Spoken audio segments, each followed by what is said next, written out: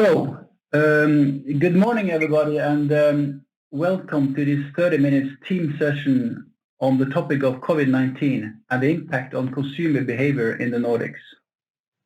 In this session, we will cover as one, a perspective of the severity of the changes happening as we speak around us. We will then go on to talk about the EY's perspective on how companies should respond to these changes and what we have done to increase the consumer insight in the Nordics in this quite unprecedented time. We will then share with you some highlights of the insight created to date, and finally we will then share some of EY's perspective on some good consumer behavior actions that you as leaders could take. On this call we have Anders Kunz. Anders is our business design leader with EY CRM, and my name is Erik Albrigtsen. I'm the Nordics Consulting Consumer Leader. Before we start on the presentation itself, just 2 words on protocol. Please go on mute if you haven't already done so. And if you need to reach out to us during the session, use the comment functionality in the Teams so we can reach out to you. We will also give you our contact details as we go at the end of the presentation.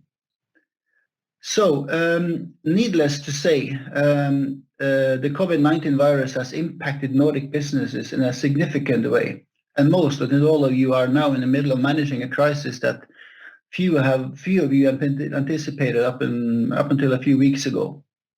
And the Nordic situation as a whole is such that the number of people affected are increasing rapidly. And we can see experience from countries like Italy, Spain, and other continental countries to be more like the ones we are currently experiencing here in the Nordics. And the level of government intervention into business and people's lives are unlike anything that we have seen outside of war times in Europe. So all our lives are significantly impacted by it. And whilst we still see that there are differences in how the different Nordic governments are dealing with it, we can see now the more forceful actions being put into play. And it's likely that more of these are to come.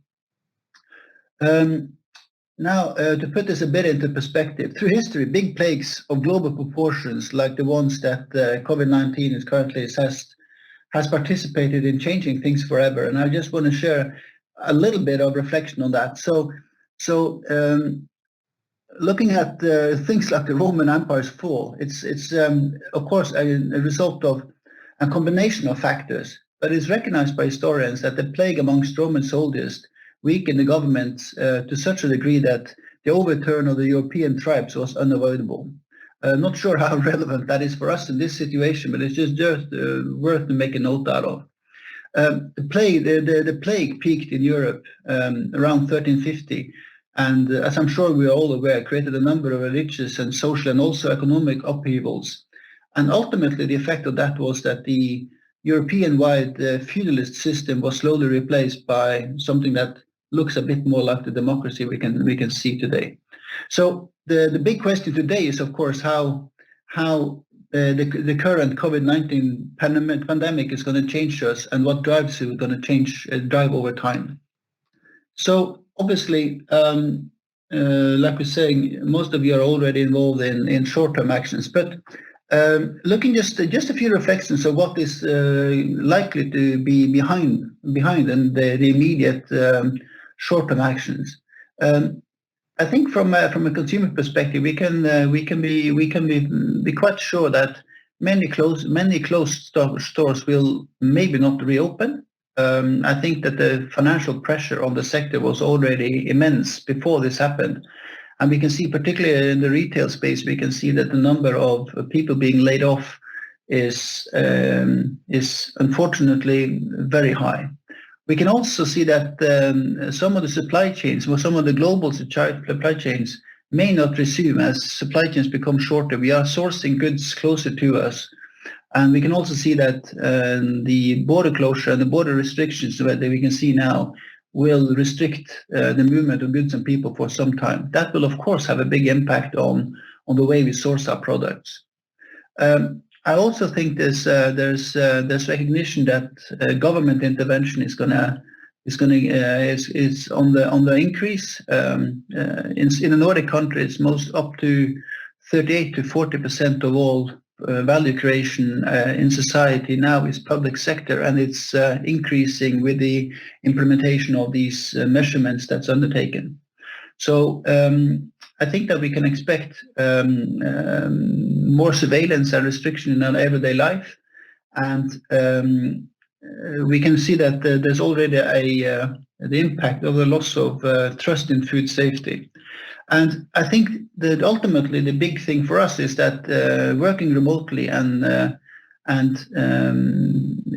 the way that we have seen that we have adjusted now to the lack of maneuverability is that remote is now going to be the new normal. So a flexible remote working pattern like we have already experienced is likely to be the more the norm rather than the exception. And basic buying is going to shift online. We have already seen a massive change in that, and we can expect more of that to going forward. That means that the stores that are left will need to offer something even more than what we've been doing today in order to attract clients.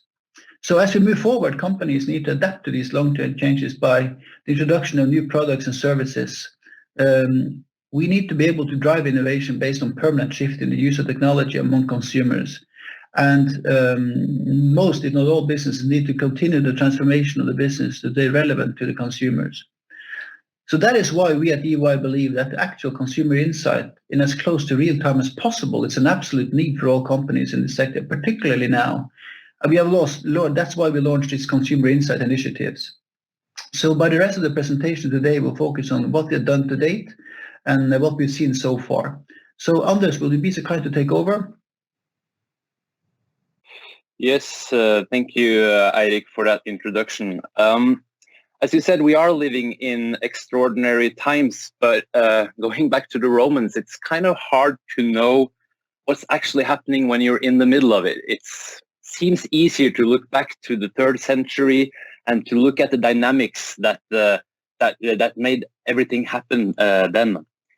So if we look at today's situation, I think what we can be certain about is that this pandemic is definitely changing human beings. It's changing and completely transforming our values, our trends, and how we consume.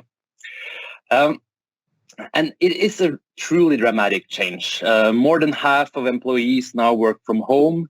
Many worry about their own health, their loved ones, and their financial situation. These numbers that you see here on the right-hand side of the screen are 1 week old. So no one really knows what they are today. And that is really, really crazy. 1 week old numbers already feels ancient these days. So like Eirik also said, things are changing extremely rapidly.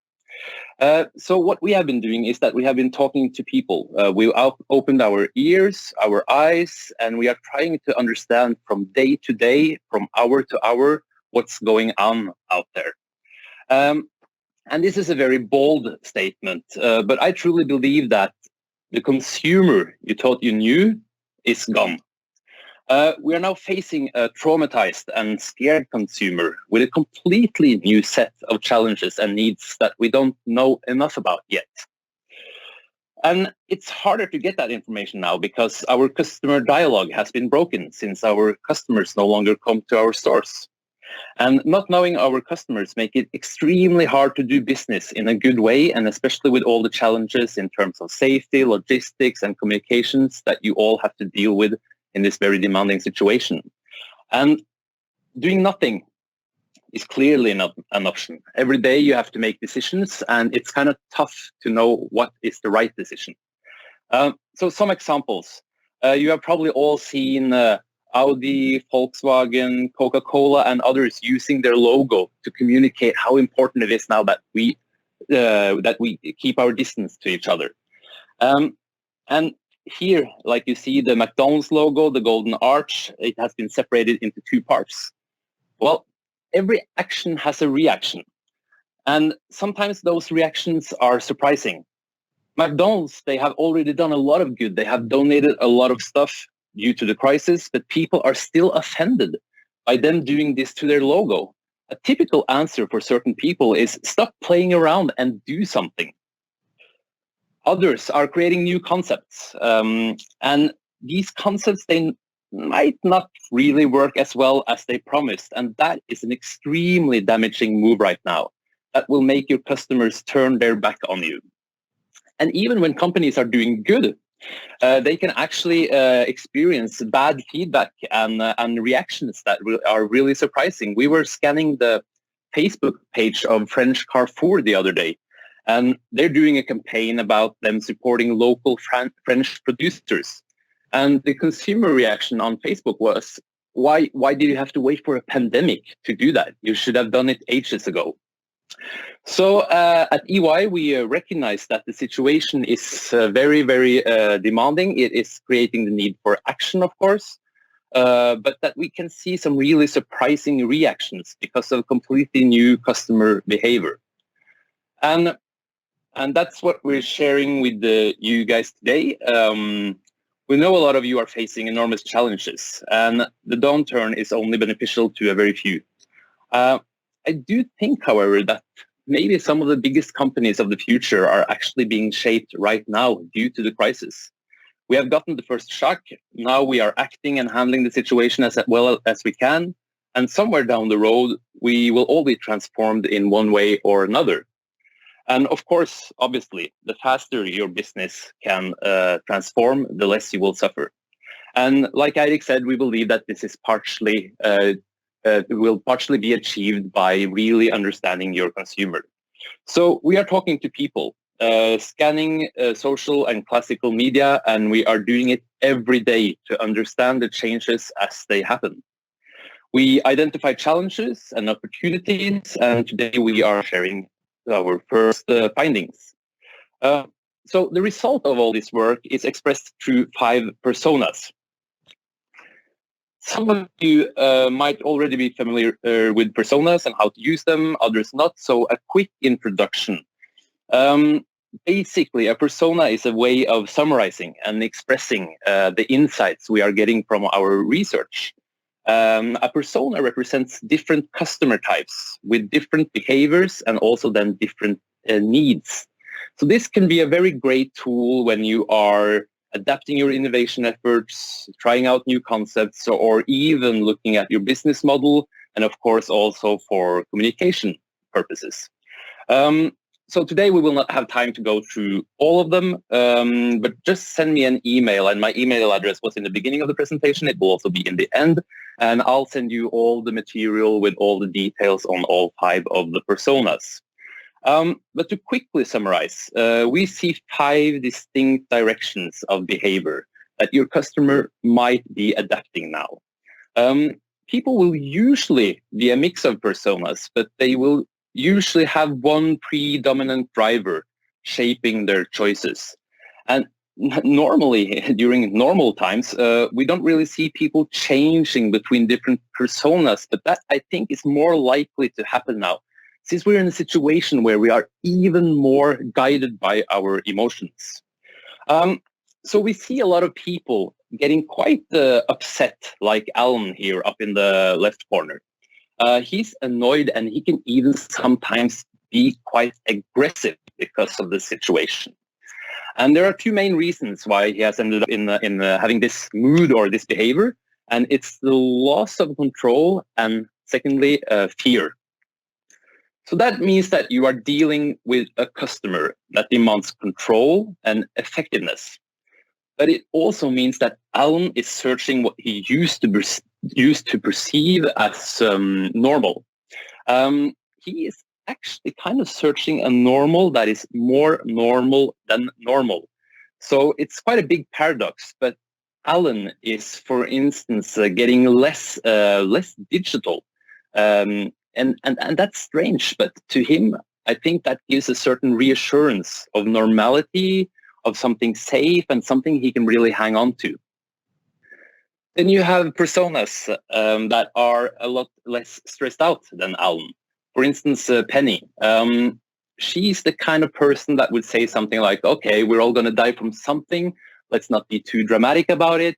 And she's extremely, extremely pragmatic.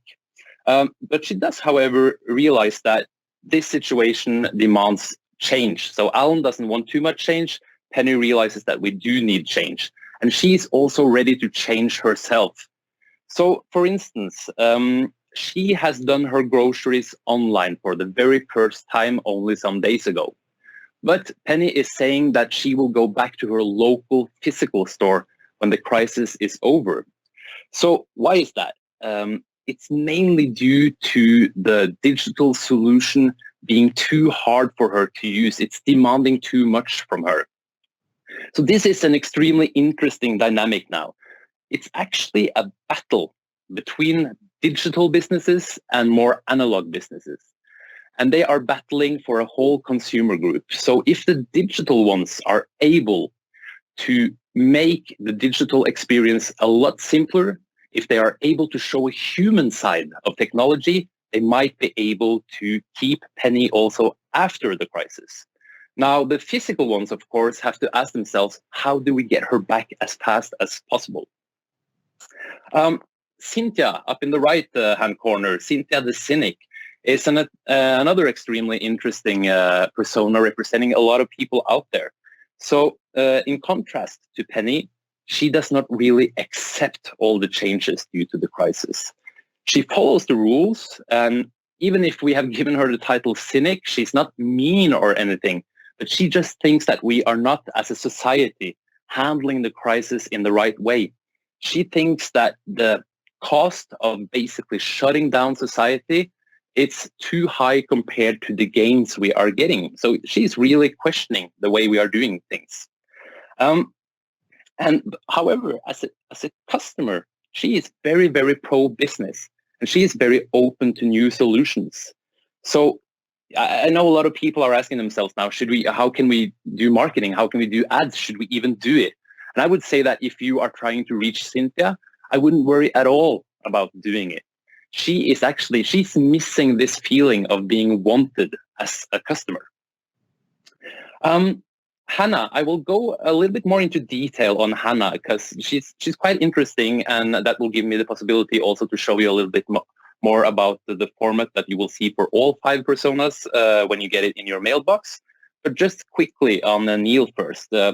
So Neil, he's a guy that really, really worries a lot. And I think there are actually 2 kinds of Neils. It's the Neil who worry publicly, he shows it, he's not afraid of showing it. And then you have the Neils who are very worried, but not showing it.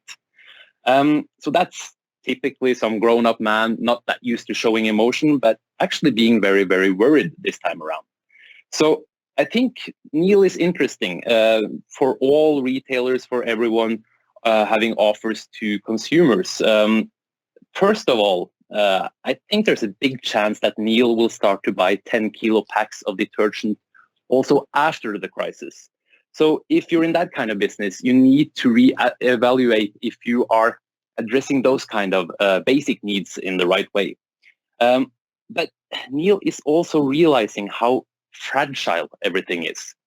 So I'm suspecting that maybe after the crisis as well, he will start buying 40 euros running shoes instead of 180 euros running shoes. So he might, and I really emphasize might, he might be a weak side that we will get a bigger separation between entry-level and high-end products after this thing is over.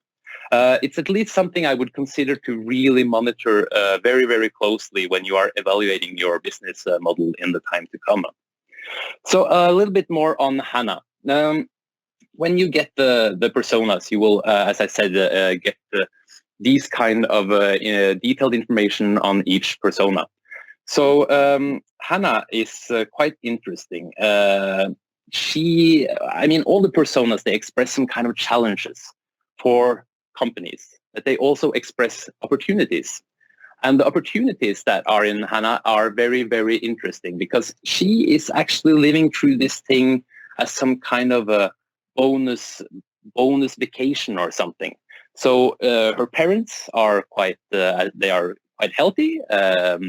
Her grandparents, they have passed away. So Hannah is not really concerned about someone very close to her. So she's not worrying a lot. And she is actually, she's kind of pushing the pause button, and she is enjoying slow living. And therefore, she's also asking herself some very existential questions. And I think we need to be aware of this as well. There are a lot of people now sitting at home asking themselves questions whether or not the stressful life they had only a couple of weeks ago, is that really the way to go? But anyway, in the same time as asking yourself these big questions, Hannah is also trading up. She is really looking to be inspired. So here you get a lot of information on Hannah.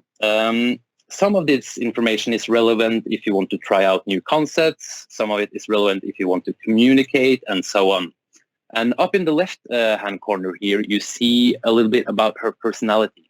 So these are the kind of things that normally wouldn't move too much, but you see that there is also movement here.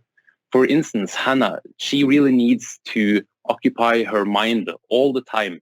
So she is getting more impulsive. If we go down to the left-hand corner here, you see a graph describing her digital, Hannah, whether she's digital or not. And it also describes how open she is for new concepts. So you see that she's ready to get even more digital, and she's also very open for new concepts during this crisis. On the right-hand side, you see a little bit about how much she worries and what she worries about. So these yellow arrows, they show tendencies that we have detected in our personas. And you see the yellow arrow on infecting others. So she's getting more worried about this. And that's interesting information for us as companies, because that might mean that she will actually start going out even less than she is right now. Going to the next slide, Hannah has some new challenges. And the biggest one being decreasing social contact with others. And what you should be aware of when you get this material is that in this graph, we are also mapping the acceptance of challenges. So something can, for instance, be very challenging, but something that you still accept given the situation. The less your customer accepts the challenge, the more likely they will be to accept your new solutions to it. So be aware of what they are actually accepting and what they are not accepting. And down in the left-hand corner here, you see some factors on how Hannah is reacting to this as a consumer. And what is very interesting about her is that you see here on campaigns, she's actually getting more sensitive to campaigns. And she's the only one of our 5 personas doing that. Others are not paying that much attention to campaigns.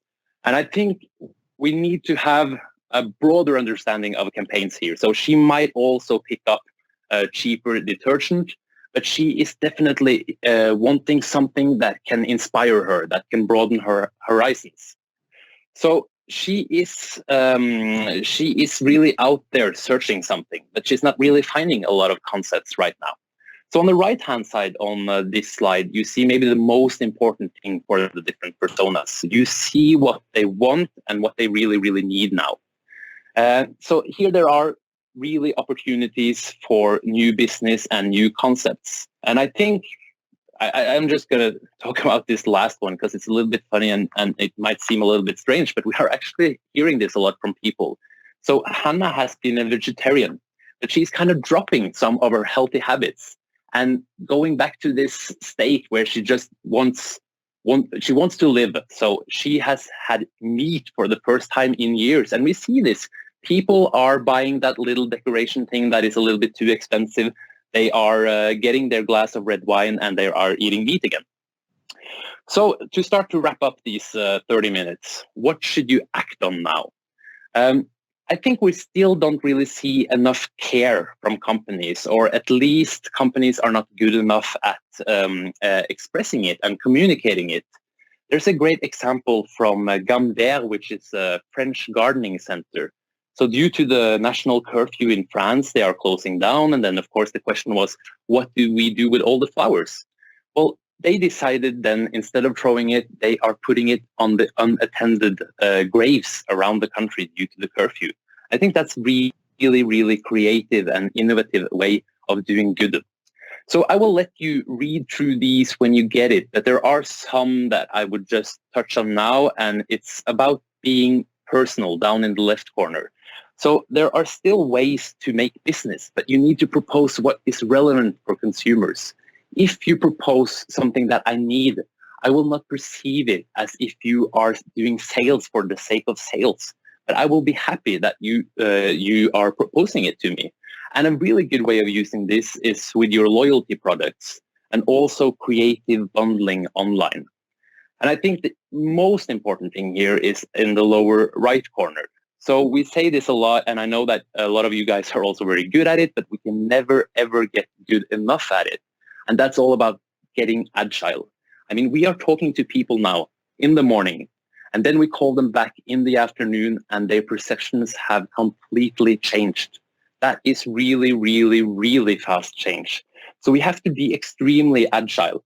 We have to empower our employees. I think that's like a really, really good quick fix to this. So every morning when you wake up, ask yourself, how can I move power to the front line where my employees are facing the customer? Because they know what your customer needs, and they need the power to be able to solve it really quickly. So one thing that is sure is that we do not know how this thing will play out. And another thing that is sure is that depending on which scenario we get, like if we get scenario 1, where we have a quick recovery, consumers and our personas, so that's real people out there, will react in a different way if we get, God forbid, scenario 4 that you see on the left-hand side here. So that's why we continue doing interviews every day. We are doing updates. We are doing concepts testing. So when someone puts something new out there, we are asking people what they think about it. And we continue to scan social media to really understand what's happening to our different personas. I think one important thing is to say is that we have already retired one of our personas a couple of days ago. And it wasn't because he was wrong or anything. It was just that he had disappeared.